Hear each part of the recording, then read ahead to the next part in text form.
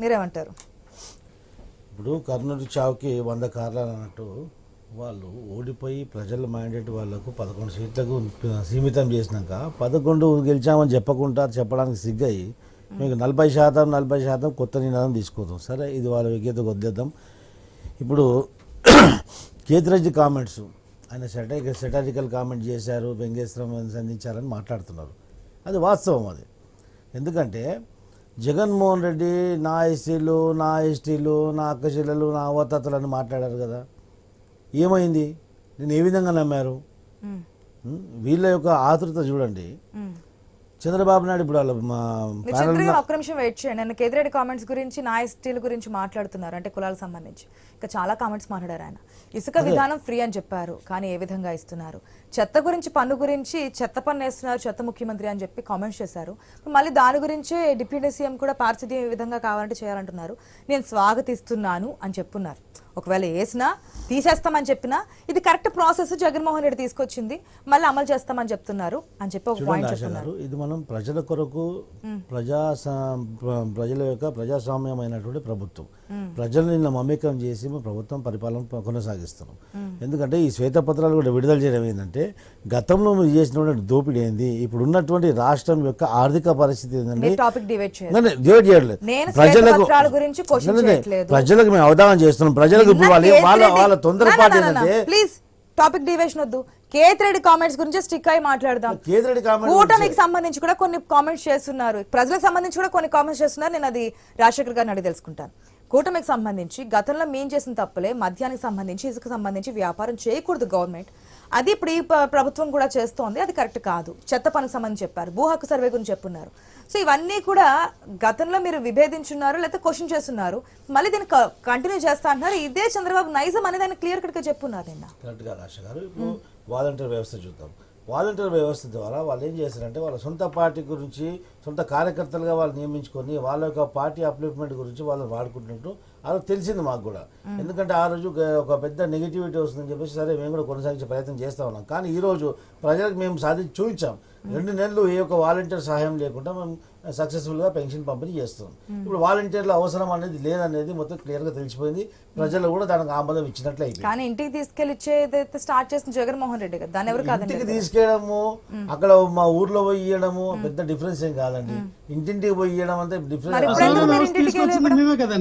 ఇప్పుడు అధికారులు ఉంటారు గతంలో 14 to 19 కూడా ఒక ప్లేస్ చూసుకునేవారు, అది పార్క్ అయినా స్కూల్ అయినా ఏదో ప్లేస్ లో వచ్చి ఇచ్చేవారు. ఇప్పుడు మీరు అది కాదు కదా, జగన్మోహన్ రెడ్డి ఇంటింటికి వెళ్ళి ఇవ్వడం స్టార్ట్ చేసిన తర్వాత మీరు ఇంటింటికి వెళ్ళి ఇస్తామని చెప్పారు, కానీ ఆ పద్ధతి అయితే కొనసాగిస్తున్నారు కదా. వాలంటీర్ సచివాలయం పెట్టారు. ఒక వీధిలో ఉంటుంది, ఒక వీధిలో 10-15 ఇండ్లు ఉంటాయి. ఆ 10-15 ఇంట్లో ఒక ఇంట్లో కానీ ఒక వీధిలో చివరిలో కూర్చొని ఇవ్వడంలో తప్పేం లేదు కదా. ఇప్పుడు అది కంటిన్యూ కదా, ఇది కంటిన్యూ చేస్తారా? చేస్తున్నాం కూడా.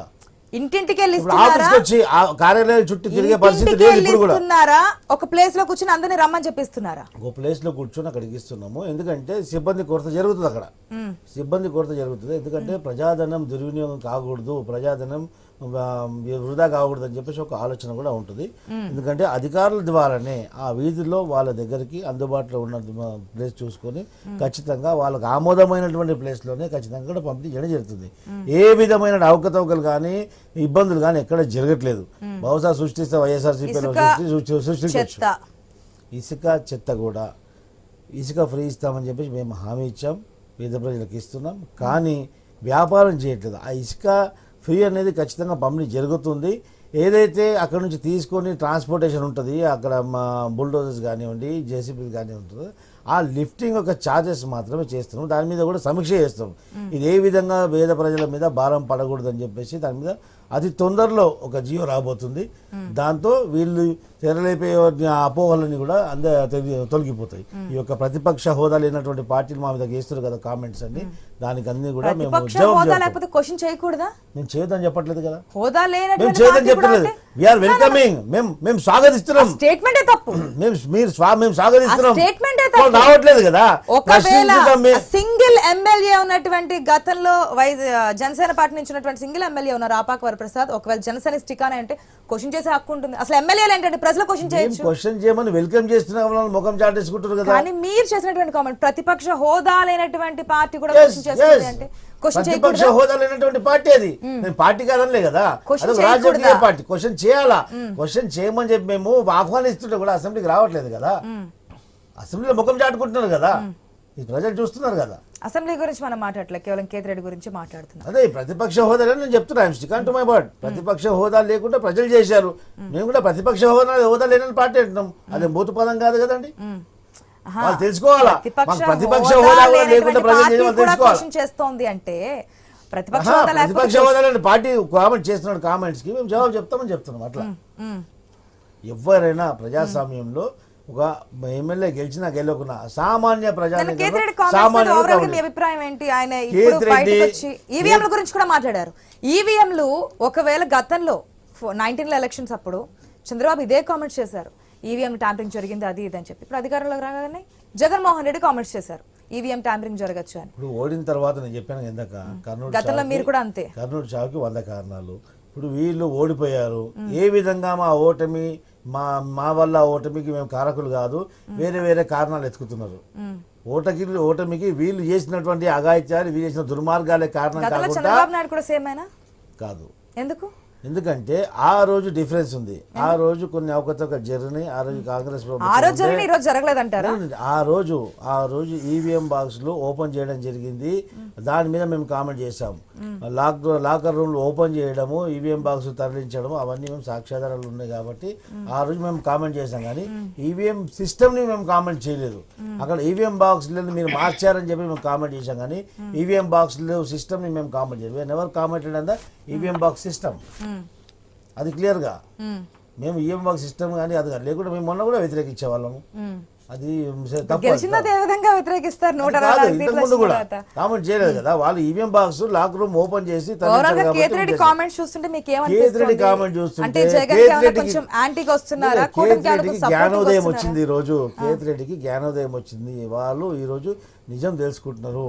అరే మనం జగన్మోహన్ రెడ్డి చేసినటువంటి కార్యక్రమాలు, జగన్మోహన్ రెడ్డి అవలంబించినటువంటి ప్రజా వ్యతిరేక పథకాలన్నీ కూడా ఏ విధంగా ఉన్నాయి, నేను ఇంత ప్రజల్లో తిరిగినా నేను ఓడిపోయినాను, నేను గెలవలేకపోయినా అంటే ఇది కేవలం నా ఓటమికి కారణం జగన్మోహన్ రెడ్డి అని చెప్పేసి ఒక కోపం, అక్కసు, ఒక ఆగ్రహం వేదన చెప్పినట్టు అనిపిస్తుంది. వ్యంగ్యాస్త్రం ఏం కాదు ఇది, ఆయన వాస్తవాలు చెప్పిండు. వాస్తవాలు చెప్పిండు కేతిరెడ్డి. ప్రతిరోజు ప్రజల్లో ఉన్న వ్యక్తి కాబట్టి ప్రజల్లో ఉన్న ఇంత ప్రజలకు అనుకూలంగా ఉన్నా, ప్రజలకు అందుబాటులో ఉన్నా నేను ఓడిపోయానంటే ఆ యొక్క పార్టీ అధినాయకుడి యొక్క విధానాల పట్టే ఓడిపోయాడని చెప్పేసి ఆయన జ్ఞానోదయం అయింది. అందరిలోనే వైఎస్ఆర్సీపీ కూడా విడబోతుందని చెప్పేసి నాకు సంకేతాలు కూడా వస్తుంది. సో మీరు వెల్కమ్ చెప్తారా? ఎవరైనా రావచ్చండి, వైసీపీ తరపు నుంచి ఎవరైనా వస్తే మేము స్వాగతించమని. సో కేతిరెడ్డికి అయితే గేట్స్ ఓపెన్ చేస్తారా? ఇక్కడేనండి మళ్ళీ ప్రస్తాపం కంటే మించినట్టు కూడా శిక్ష లేదు. ఎవరైనా కూడా మా యొక్క విధానాలకి అనుకూలంగా ఉండి మా యొక్క సిద్ధాంతాలకు అనుకూలంగా పనిచేస్తాం ప్రజల కంటే ఖచ్చితంగా ప్రజాసేవలో. గతంలో మాదిరిగా గేట్లు డైరెక్ట్ గా ఓపెన్ చేస్తారా లేదంటే ఏదైనా బైపోల్సా? బైపోల్స్ ఏమి ఉండేయండి, ఎమ్మెల్యే కూడా కాదు కదా బైపోల్స్ అనడానికి అవసరం లేదు. ఎందుకంటే ప్రజాస్వామ్యాన్ని గౌరవించే ఎమ్మెల్యే క్యాండిడేట్ వస్తే బైపోల్, ఆయన ఎమ్మెల్యే కాదు మాజీ ఎమ్మెల్యే కాబట్టి. ఓకే, ఒక్క నిమిషం అండి.